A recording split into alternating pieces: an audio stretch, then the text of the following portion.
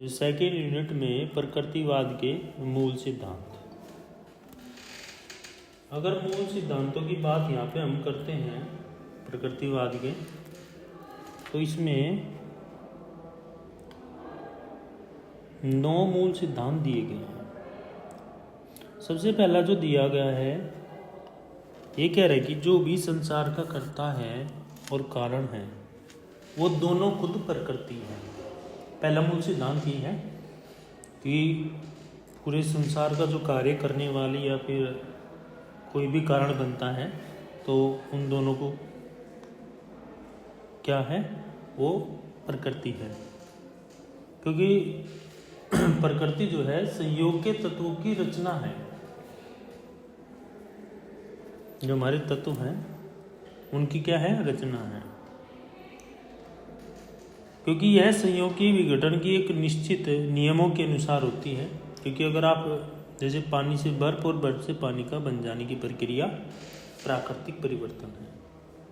पानी से बर्फ और बर्फ से पानी, जो भी चीज़ें हो रही है वो नेचुरली हो रही है। जैसे आप कश्मीर में जाते हैं, कहीं और दूसरी जगह जाते हैं, नेचुरली बर्फ पड़ता है तो ये कोई वैसे तो कोई नहीं डालता कि कोई ले जाके डाल रहा है, वो तो नेचुरली है। दूसरा यहाँ पे पॉइंट दिया कि यह भौतिक संसार ही सत्य है। कि जो भौतिक संसार है, जो वैज्ञानिक दृष्टिकोण है, वो ही क्या है, सत्य है। और ये कहते हैं कि आध्यात्मिक मार्ग जो है, आध्यात्मिक संसार जो है, वो क्या है, एक कल्पना है, एक हाइपोथेसिस है। इन्होंने एक चीज और कही है कि पदार्थ ना तो कभी मरता है, ना ही उसका कभी विनाश होता है। यह मात्र क्या है, रूप परिवर्तन है। क्या है, एक मात्र रूप परिवर्तन करता है। तीसरा है, संस्कृति या संसार प्रकृति द्वारा निर्मित है। यानी प्रकृति के द्वारा संसार बनाया गया है। क्योंकि प्राणियों में जो चेतना है, जो आत्मा है, जिसको आत्मा बोलते हैं, वो विकास के प्रश्न के संबंध में प्रकृतिवादी ने कहा है कि प्रकृति के पदार्थ परमाणुओं के संयोग से बनते हैं। जैसे इलेक्ट्रॉन, प्रोटॉन, न्यूट्रॉन के संयोग से बनते हैं। किससे? इलेक्ट्रॉन, प्रोटॉन और न्यूट्रॉन। इनके कारण ही जड़ जीव में चेतना यानी आत्मा मिलेगी। इनके कारण ही क्या मिलेगी, जड़ जीव में चेतना या आत्मा का विकास होगा। और प्रकृतिवादियों के अनुसार आत्मा पदार्थ जन्य चेतना, मतलब इन्होंने एक नाम दे दिया चेतना का, कि जो भी पदार्थ है वो चेतना से जुड़ा हुआ है, सोच से जुड़ा हुआ है, आत्मा से जुड़ा हुआ है।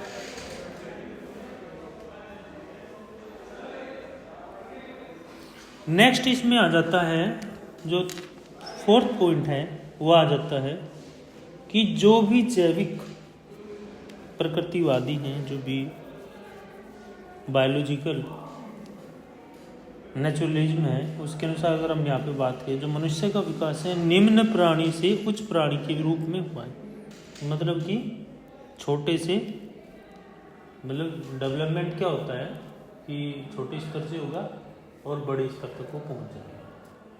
एक जो ह्यूमन डेवलपमेंट होता है, हाइट लो टू हाई। और दूसरे प्राणियों के समान मनुष्य की कुछ मूल शक्तियाँ यानी प्रकृति लेकर पैदा होता है। लेकिन जैसे जैसे वो वातावरण में आएगा, जैसे ही जैसे वो क्या होगा, एनवायरनमेंट में आएगा, तो उसके अंदर क्या होगी, उत्तेजना आना शुरू हो जाएगी, क्रियाशीलता बढ़ जाएगी, काम करने की गति बढ़ जाएगी, पावर बढ़ जाएगी, एनर्जी बढ़ जाएगी उसके अंदर। और मनुष्य का व्यवहार भी निश्चित होता है। क्या होता है, मनुष्य का व्यवहार भी निश्चित होगा। जो ह्यूमन का बिहेवियर है वो भी क्या होगा, निश्चित होगा। नेक्स्ट पॉइंट कहता है, क्योंकि प्रकृति के द्वारा मनुष्य की रचना की गई है। जो नेचर है हमारी, उस नेचर के द्वारा ह्यूमन की रचना की गई है, जो कि एक अच्छी और बेहतर संरचना स्वीकार करता है।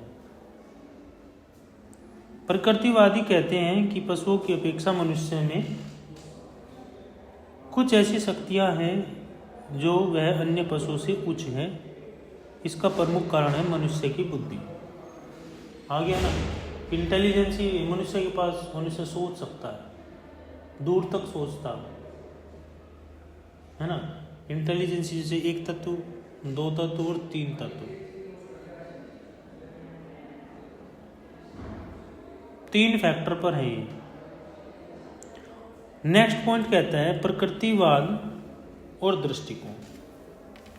क्या है? पूर्णतः भौतिकवादी है, मनोवैज्ञानिक है। मनुष्य को जो जीवन है वो उद्देश्य क्या है? जीते जी सुख प्राप्त करना है। मनुष्य का जो अपना जीवन है, जीवन में चाहता है कि मुझे दुख ना मिले, सुख मिले। नेक्स्ट पॉइंट कहता है कि प्रकृतिवादी कहते हैं कि मनुष्य दुखी इसलिए है, भाई जो मानव है, मनुष्य है, वो दुखी इसलिए है क्योंकि यह सभ्यता एवं विकास की दौड़ में प्रकृति से दूर हो गई है। भाई सभ्यता और संस्कृति दो चीजें चल रही है ना भाई, खान पान, पहनावा और अपनी जो जड़े की चीजें हैं वो। क्योंकि प्रकृतिवाद मनुष्य को उसकी प्रकृति के अनुसार स्वतंत्र वातावरण में रखकर उसके स्वतंत्र विकास पर बल देता है। मतलब सीधी सी बात है कि उसका जो डेवलपमेंट होगा वो प्रकृति के द्वारा ही, नेचर के द्वारा ही, क्योंकि एनवायरनमेंट, जिस एनवायरनमेंट में वो आएगा उस एनवायरनमेंट का सीधा असर एक मनुष्य पर पड़ता है। ये एनवायरनमेंट के ऊपर डिपेंड है, लेकिन उसको इंडिपेंडेंट कर दिया गया कि आप जिस माहौल में जाना चाहते हैं, जिस माहौल में ढलना चाहते हैं उसमें ढल जाइए। क्योंकि ये चीज़ें इनकी हैं और एक आम जीवन में ये चीज़ें होती हैं। नेक्स्ट अगर हम बात करें, नेक्स्ट जो आइडियलिज्म है या फिर हमारे जितने भी आइडियलिज्म रहे, जो आदर्शवाद रहा हो, प्रकृतिवाद रहा हो, फिलॉसफी से जो जुड़े सब्जेक्ट हैं, वो हमारे मूल तत्वों को गहनता देते हैं। क्या करते हैं? जो हमारे मूल तत्व हैं उनको गहनता देते हैं।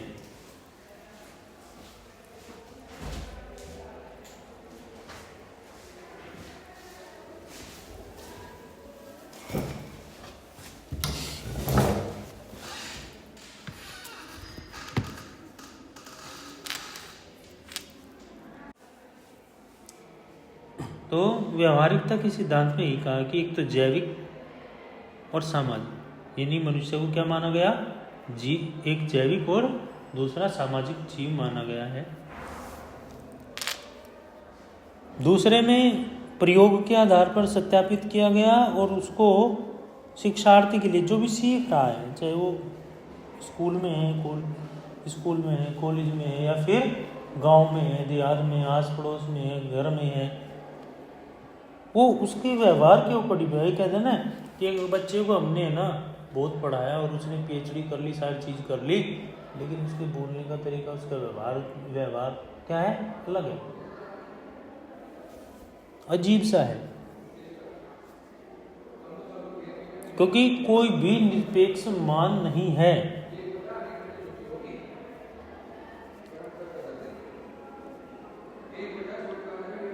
केवल वही सिद्धांत सत्य है जो क्या है? व्यवहारिक परिस्थितियों में काम कर सकता है। कि जो भी व्यवहारिक परिस्थितियां हैं उनमें अगर कोई सिद्धांत काम कर रहा है तो वो ही सत्य है।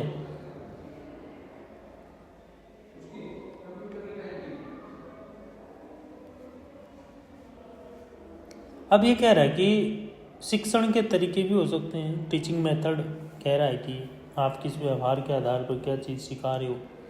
तो इसमें 3 चीज़ सिखाने की हैं। एक तो है प्रगतिशील सीखने का सिद्धांत है।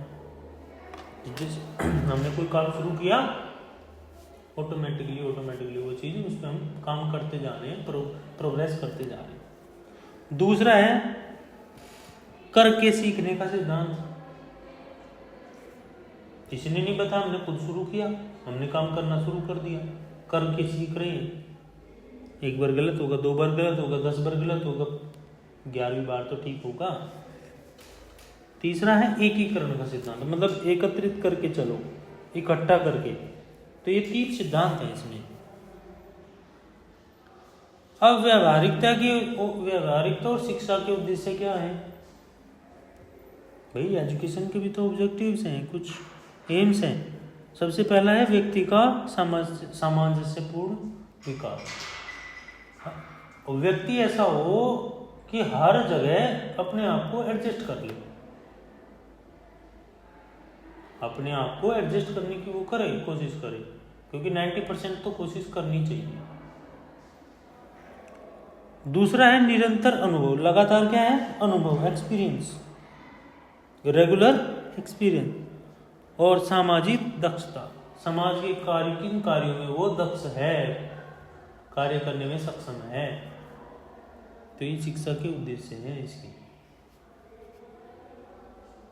तो व्यवहारवाद व्यवहार पर टिका है कि आप प्रयोग करोगे तभी हम सच मानेंगे, अगर प्रयोग नहीं करते, आप कितना ही कहते रहो, हम इस चीज को नहीं मानेंगे। अब नेक्स्ट आ जाता है ह्यूमनिज्म, यानी मानवतावाद। मानवतावाद क्या है? ये नैतिक दृष्टि के रूप में देखा गया है, मोरल विजुअल। क्योंकि एक ह्यूमन है, मनुष्य के लिए भाई मानवतावाद है, ह्यूमनिज्म में तो मानव से संबंधित होगा। तो इसमें एक चीज आई मोरल, यानी नैतिक,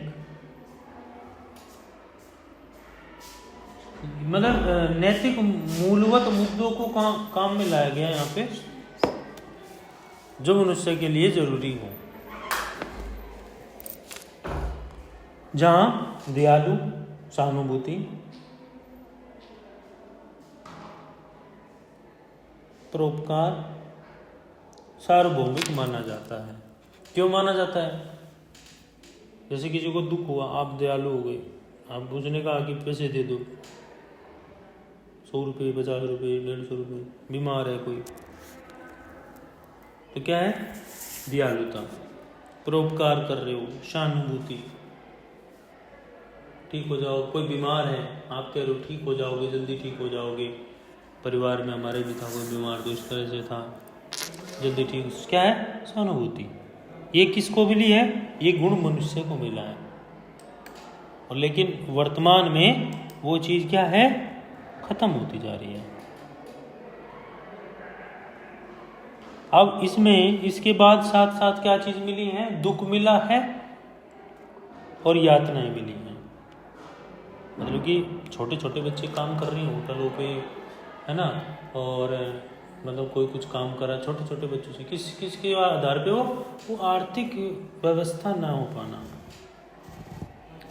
आर्थिक व्यवस्था ना हो पाना, फाइनेंशियल कंडीशन, जिसके तौर पर बच्चे काम करने के, और बहुत बार क्या है? हरासमेंट के तौर पर भी।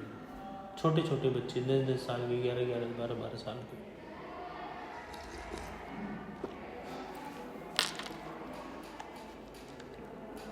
तो इनका ये कहना है कि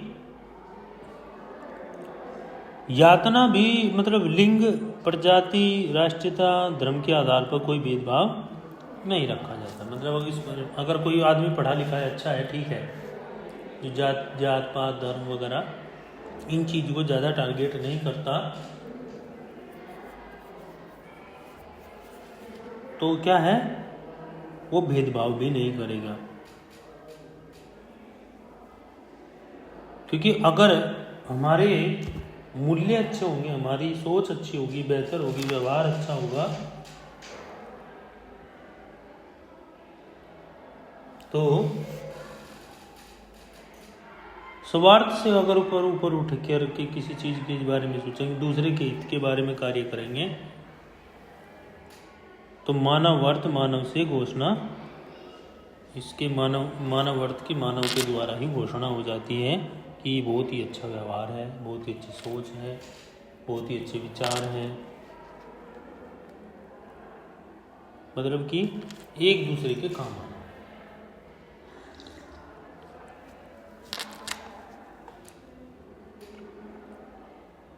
मेल जोल बढ़ाना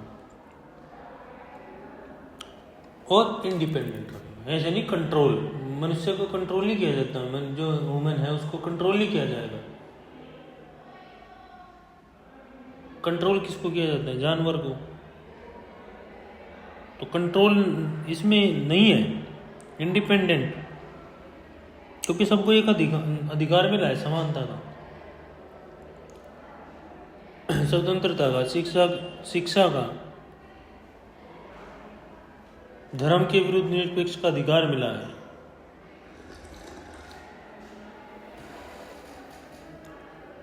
एक दूसरे को सहयोग करें, विवाद ना बढ़ाएं, और विवाद अगर झगड़ा बढ़ गया है उसको आराम से बैठ करके शांति से उसको निपटा लें। तो मानवतावाद यही है जिसमें क्या है, लोगों के दुख दर्द को महसूस करना, उसके सुखी जीवन में बाधक ना बनना। यानी अगर कोई ठीक ठाक है, सुखी है, तो उसके आने सामने मतलब दिक्कतें पैदा ना करना, उसके दुख से दुखी ना, मतलब उसके सुख से दुखी ना होना, क्या ना होना, उसके सुख से दुखी ना होना।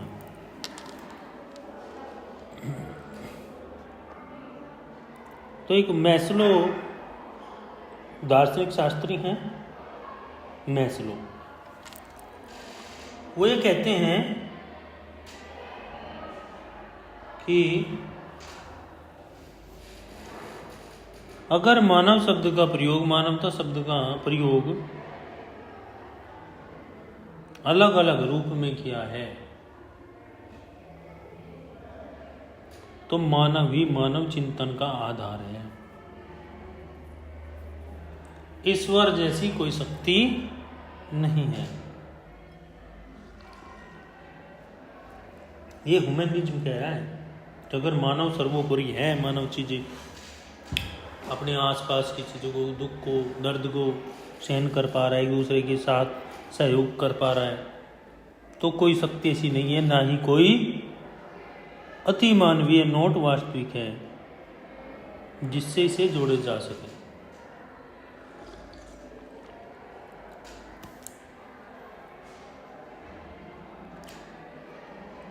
एक नाम दे रहा हूं, बहुत अच्छा नाम है, राजा रवि वर्मा।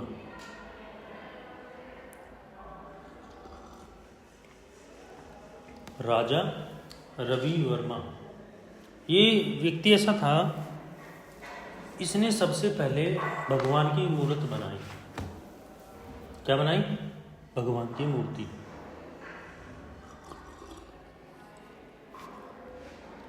राजा रवि वर्मा।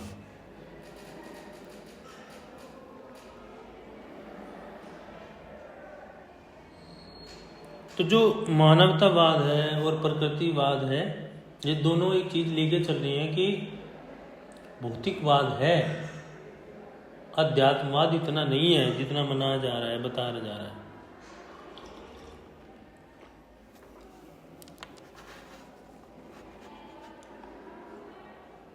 अब नेक्स्ट आ जाता है मानवतावाद के मूल सिद्धांत।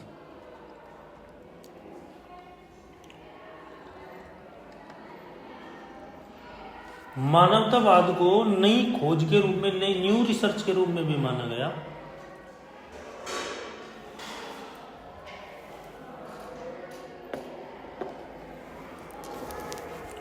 इसमें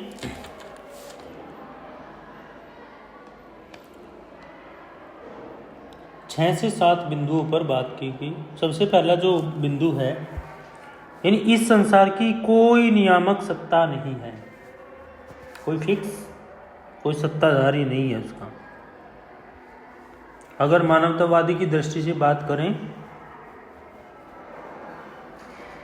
जो विश्व की अपनी सृजनात्मक शक्ति है, यह उन्हीं शक्तियों के द्वारा बनाया गया है जिसका कोई अन्य नहीं है, जिसका अन्य कोई करने वाला नहीं है।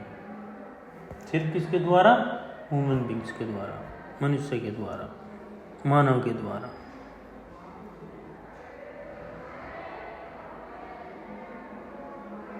इन्होंने कहा कि भौतिक जगत ही सच है। अगर माना जाए कि भौतिक जगत ही सच है, बाकी कोई सा भी अगर आध्यात्मिक जगत है तो वो सच नहीं है, क्योंकि मानवतावादी कहते हैं कि भौतिक जगत को ही सही माना जाएगा, क्योंकि वस्तुओं और क्रियाओं को सत्य माना गया। इसको, वस्तु को, और वस्तु के साथ साथ क्या चलेगी? क्रिया, उसको सच माना गया। और उन्होंने तर्क भी दिया, उन्होंने खोजबीन भी की कि मनुष्य को इसी वस्तु जगत में जीना है और उसके लिए यही सत्य है।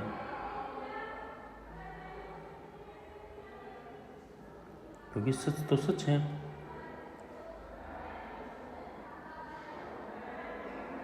क्योंकि जो मानवतावादी हैं वो किसी अन्य संसार में, किसी अन्य चीज पर विश्वास नहीं करते। नेक्स्ट दिया, ईश्वर का कोई अस्तित्व नहीं है। मानववादी विचारधारा कहती है कि मनुष्य के भौतिक सुख से ही, मनुष्य भौतिक अपने सुख को ही, सुख के बारे में सोचता है, कैसे कमाऊं, कैसे क्या करना है, कितना पैसा कहाँ लगाना है, क्या नहीं करना है। तो उसकी दृष्टि से ईश्वर मनुष्य के इस कार्य में कोई सहायता नहीं करता।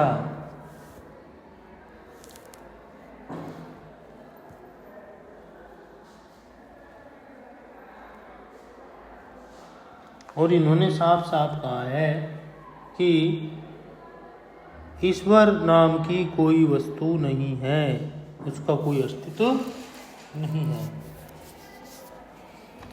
जितने भी आप ये आइडियलिज्म वगैरह ये चीज़ें पढ़ोगे तो बहुत सारी चीज़ें आपके समझ में आना शुरू हो जाएंगी, अगर पढ़ोगे तो। नहीं पढ़ोगे तो आपको कुछ भी नहीं आएगा। नेक्स्ट है मनुष्य सृष्टि के विकास की चरम सीमा।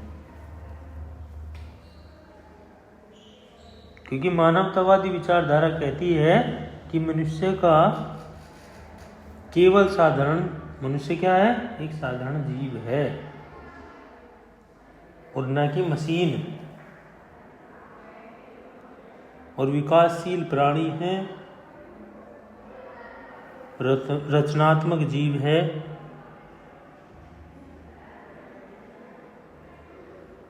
और विकास की असीम संभावना से युक्त है। नेक्स्ट है मनुष्य जीवन का उद्देश्य सुखपूर्वक जीना। मनुष्य का उद्देश्य सुखपूर्वक जीने से है।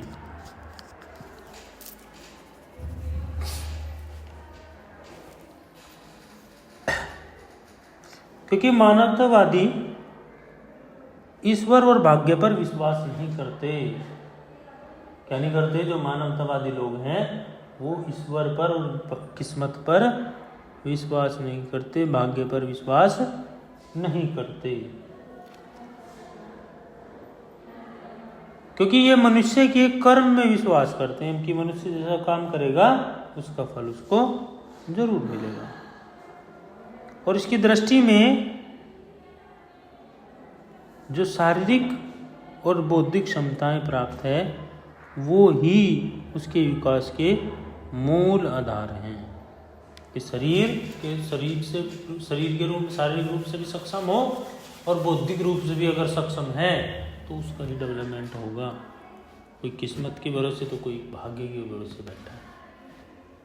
ये कह रहा है कि कर्म, जैसा व्यक्ति काम करेगा, जैसा कर्म करेगा वैसा उसको उसका रिजल्ट मिलेगा।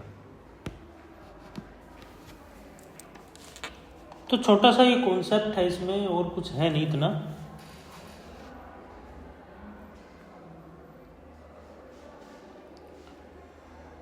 ये कह रहे कि राज्य का मुख्य जो कार्य है वो व्यक्ति के अधिकारों की रक्षा करना, क्योंकि मानवतावादी जो राज्य हैं व्यक्ति के शोषण के विरोधी हैं कि आप इसको आज़ाद करो, कोई शोषण नहीं करेगा, हरासमेंट नहीं करेगा। और उनकी दृष्टि में राज्य को व्यक्ति की स्वतंत्रता की रक्षा करनी चाहिए कि खुल करके जी सके, खुल करके अपनी बात कह सके, खुल करके लिख सके, जो भी इससे होता है वो ये कर सके, इसको खुला तोड़ दो। और यह भी संभव है कि राजा मनुष्य के मानवीय अधिकारों की रक्षा करे, उन्हें मानवीय कार्य को करने के लिए उत्सुक करे, प्रेरित करे, क्योंकि उसकी दृष्टि में यह सब क्या है, लोकतंत्र में ही संभव है। क्योंकि मानवतावादी लोकतंत्र शासन प्रणाली के समर्थक हैं।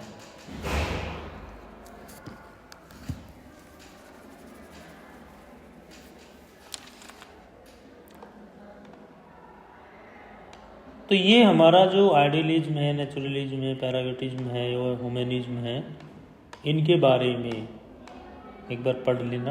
अगर चीज़ समझ में ना आए तो पूछ जरूर लेना।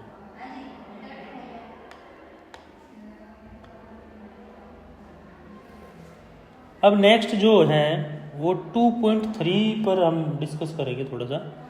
इस पर 2.3 पर, इसमें prominent educational philosophy John Dewey, जो शिक्षा दार्शनिक विचारधारा के लोग हैं, जॉन डीवी, किलपैट्रिक, रूसो, जिनके द्वारा काफ़ी सिद्धांत दिए गए हैं।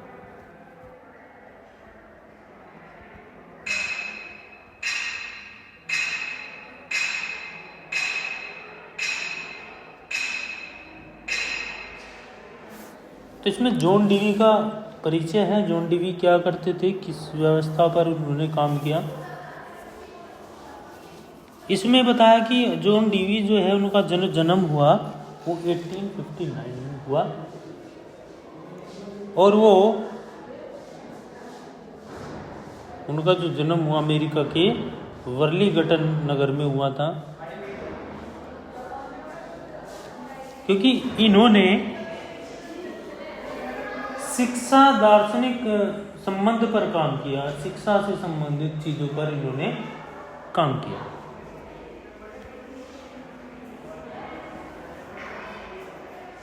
अमेरिका में इन्होंने जनतंत्रीय शिक्षा व्यवस्था को एक असिस्टेंट प्रोफेसर के रूप में नियुक्त किया गया, क्योंकि व्यवहारवाद के प्रसिद्ध दार्शनिक माने जाते हैं। और 19 साल की उम्र में उन्होंने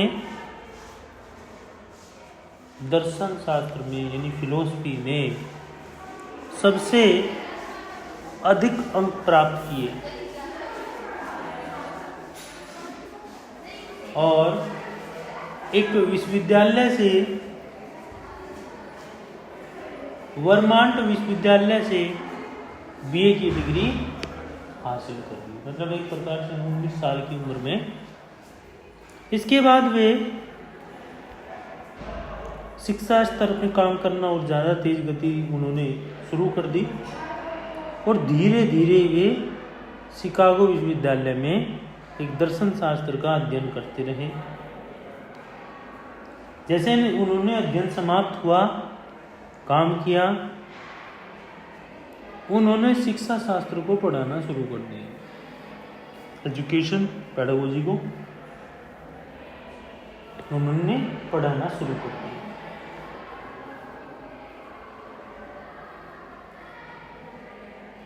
क्योंकि शिकागो में एक स्कूल था जिसका नाम प्रोग्रेसिव स्कूल, एक विद्यालय की स्थापना 1896 ईस्वी में की गई थी, जिसमें इन्होंने शिक्षा स्तर पर काम किया और अपने अनुभवों के आधार पर, समाज के अनुभवों के आधार पर उनका चुनाव किया।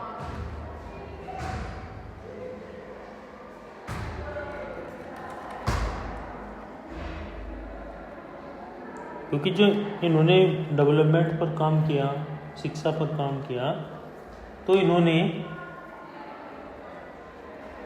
विकास की 3 डायरेक्शन दी। एक तो दी शारीरिक विकास, मानसिक विकास और सामाजिक विकास।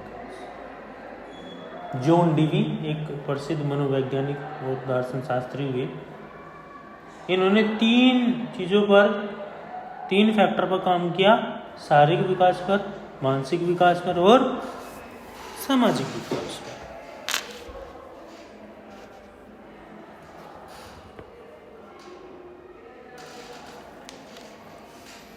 अब ये कहते हैं कि जन शिक्षा, कि ये कह रहे हैं कि जॉन डीवी जो है उसकी शिक्षा के अन्य पक्ष क्या है? सबसे पहला है जन शिक्षा। क्योंकि जॉन डीवी जो है लोकतंत्र के समर्थक थे, कि जो भी लोकतंत्र के अंदर होगा हम उसको समर्थन देंगे, उसको सपोर्ट करेंगे। क्योंकि समाज को वो क्या करते थे, एक आदर की दृष्टि से, एक रेस्पेक्ट की दृष्टि से वो देखते थे। अच्छा, उनका देखो व्यवहारिक दृष्टिकोण अच्छा होना चाहिए। उन्होंने लोकतांत्रिक शिक्षा को मनुष्य की, क्योंकि लोकतांत्रिक शिक्षा जो है वो मनुष्य के लिए जन्म सिद्ध अधिकार स्थापित हो, कि वो जन्म तक वो उसके प्रति कर्तव्यबद्ध रहे, अपना कर्तव्य का पालन वो करे, तथा उनकी उसकी व्यवस्था करना कि सभी तक क्या पहुंचे, शिक्षा पहुंचे। भाई थोड़े लोग थे पहले, व्यवस्था इतनी थी नहीं, लेकिन उनका प्रयास था कि समय रहते वो क्या करें, व्यवस्था को बनाए रखें। जॉन डीवी के अनुसार राज्य के सभी बच्चों को, जितने भी राज्य के, जितने भी स्टेट के बच्चे हैं, उनको क्या मिलना चाहिए, समान अवसर मिलना चाहिए। दूसरा है स्त्री शिक्षा, दूसरा है स्त्री शिक्षा। यानी जॉन डीवी तो सब लोकतंत्र के समर्थक थे ही, लेकिन उन्होंने लोकतंत्र में स्त्री और पुरुष के बीच कोई भेदभाव नहीं किया। वो कहते थे कि सभी को अपनी रुचि, रुझान, योग्यता के अनुसार विकास का स्वतंत्र अवसर मिलना चाहिए। जिसको जिस चीज़ में इंटरेस्ट है, रुचि है, जिसको जो काम करना है, जितनी योग्यताएं हैं, वो काम कीजिए, आगे बढ़िए। उनका मानना था कि अगर स्त्री पुरुष दोनों ही शिक्षित होंगे तो उनको दोनों को समान अवसर है, दोनों शिक्षित हो जाइए। और ये एक चीज़ और थी कि जॉन डीवी की, वो ये कहते थे अगर आप माँ पढ़ लेगी तो बच्चों को खुद पढ़ा लेगी। तो अगर माँ पढ़ी लिखी है तो बच्चों के अंदर वो संस्कार, वो चीज़ें कितनी ही व्यवस्थित होगी। क्योंकि सबसे जो पहला गुरु है वो माँ है। बच्चे का जो सबसे पहला गुरु है वो कौन है, माँ है। माँ का जो है अस्तित्व है, और अस्तित्व को शिक्षा पद्धति से मत जोड़िए। शिक्षा पद्धति दोनों के लिए समान है। और आज भी गणित सोच वाले व्यक्ति हैं जो फीमेल को, जैसे अगर आप थोड़ा सा अदर स्टेट में पहुँचे या यूपी में ही देखें तो कम से कम तीन या 4 डिस्ट्रिक्ट तो मैं बता दूंगा जिसमें ये हालत बहुत खतरनाक है। जिसमें लड़कियों को ये नहीं पता कि आपके उत्तर प्रदेश का मुख्यमंत्री कौन है, ये नहीं पता कि कौन क्या काम करता है, कौन क्या नहीं करता। बस क्या है कि अपना खाना बनाना है, घर परिवार वालों ने बोल दिया ये काम करना है, बाकी वो कोई जानकारी नहीं रखना। क्यों? एजुकेशन क्यों नहीं पढ़ना है। नहीं बताना है, जानकारी नहीं है, नहीं जानते। तो ये 3 से 4 ऐसे डिस्ट्रिक्ट हैं, ऐसे ज़िले हैं जिनमें ये हालत बहुत ख़राब है। अदर स्टेट में भी है, जैसे बिहार है, बहुत सारी जो जगह है, दिल्ली में है, दिल्ली में बहुत तादाद में मिल जाएगा। तो हालत जो इन लोगों के द्वारा जो दार्शनिक विचारधारा के व्यक्ति लोग हैं, इन्होंने बहुत ही अच्छा एजुकेशन सिस्टम को लेकर के चले कि हर व्यक्ति तक शिक्षा पहुंचे। जन शिक्षा यानी जन के लिए शिक्षा है। लोकतंत्र में सभी को शिक्षित होना है, समान अधिकार मिला है, इक्वलिटी का। अगर शिक्षित होंगे तो कुछ सीखेंगे, नहीं सीखेंगे तो कुछ नहीं कर पाएंगे। अब ये 2 यहाँ पे पक्ष थे। तीसरा जो पक्ष है वो है व्यावसायिक शिक्षा का। व्यावसायिक यानी प्रोफेशनल। अब व्यावसायिक शिक्षा में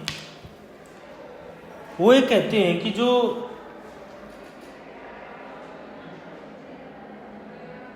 क्योंकि शिक्षा का कोई निश्चित उद्देश्य नहीं है, कोई शिक्षा का निश्चित उद्देश्य और ना ही पाठ्यचर्या, ना ही कोई सिलेबस की निश्चितता, बल्कि सामाजिक कुशलता की हमें चर्चा करते रहना चाहिए कि समाज में अच्छे लोग कैसे बने, कैसे और लोगों को मदद मुहैया कराई जा सके। और सबसे ज़्यादा इन्होंने काम जो किया और रोजी रोटी कमाने पर ज़्यादा बल दिए कि आप अगर फाइनेंशियली फिट हैं, फाइनेंशियल ठीक हैं, तो आप और बेहतर आप तरक्की करेंगे। क्योंकि इनके द्वारा व्यावसायिक शिक्षा को बढ़ावा देना है। इसको व्यावसायिक शिक्षा को नेक्स्ट दिया धार्मिक एवं नैतिक शिक्षा, religion and moral education. John Dewey कहते हैं वे यहाँ पे एक चीज से प्रभावित थे, वे आदर्शवाद से प्रभावित थे, आइडियलिज्म जो है उससे वो प्रभावित थे। और वो धार्मिक और नैतिक महत्व को भी मानते थे। उनका यह मानना था कि धार्मिक और नैतिक मूल्यवान चीजें, लेकिन एक टाइम ऐसा आया उन्होंने जेम्स का एक प्रयोग देखा। उस प्रयोग देखने के बाद, एक्सपेरिमेंट देखने के बाद वो उस चीज़ से प्रभावित हुए। और जैसे ही प्रभावित होते हैं तो वह प्रत्येक ज्ञान और क्रिया की वास्तविक जीवन की कसौटी पर करने लगे। मतलब क्या है, उसमें उस चीज़ को खरीदने लगे, खोज करने लगे, और व्यक्ति के जीवन के लिए क्या उपयोगी है, कि क्या जरूरी है, उस चीज़ का पता लगाइए। तो ज्ञान एवं कार्य को समर्थन करने लगे। किसको? ज्ञान को और कार्य की। नॉलेज है तो वर्क है, तो वो क्या आगे इन चीज़ों के समर्थन में आगे इसके। तो ये जो चीज़ें हैं, ये जो बताई गई चीज़ें हैं, ये हमारे लिए जुड़ी हुई हैं।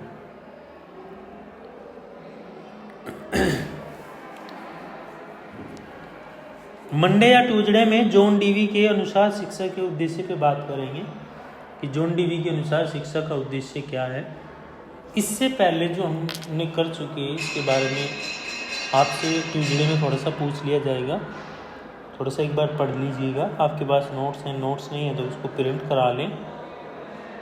जिसके पास नहीं है, किसी ने मोबाइल नंबर चेंज कर दिया, कुछ कर दिया, मेरे पास 2015 से लेकर के डाटा रहता है, मेरा कोई चेंज नहीं होता किसी प्रकार का। चलो आप लोगों को किसी को हो जाता है तो आप एक काम कीजिए, सभी अपना जो नोट्स हैं उसको प्रिंट करा लीजिए, ठीक है ना। उसको प्रिंट करा, अगर वैसा करना चाहते हैं वैसे कर लीजिए, वैसे देख के पढ़ना चाहते हैं वैसे पढ़ लीजिए, लेकिन अगर प्रिंट कराना चाहते हो प्रिंट करा लीजिए, ठीक है।